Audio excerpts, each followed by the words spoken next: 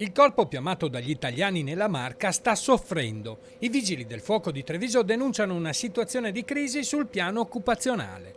Dal prossimo 18 novembre, in occasione della mobilità nazionale, il comando di Treviso si troverà con una carenza di circa 50 unità su un totale di circa 300 previsti. Un 20% di personale in meno, senza contare i molti pensionamenti alle porte. A denunciarlo stamane, in un incontro svolto in prefettura, sono i sindacati di CGIL, CISL e UIL.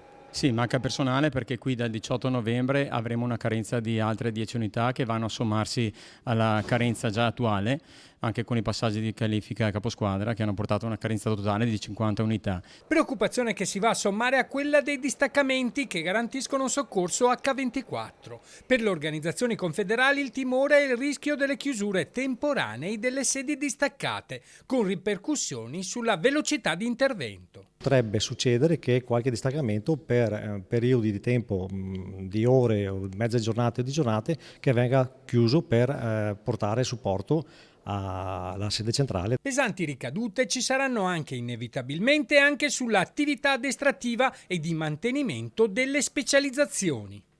Attività che potrebbero correre andare in sofferenza perché non essendoci personale per fare le squadre di soccorso non è detto che ci sia il personale da mandare a fare l'attività addestrativa.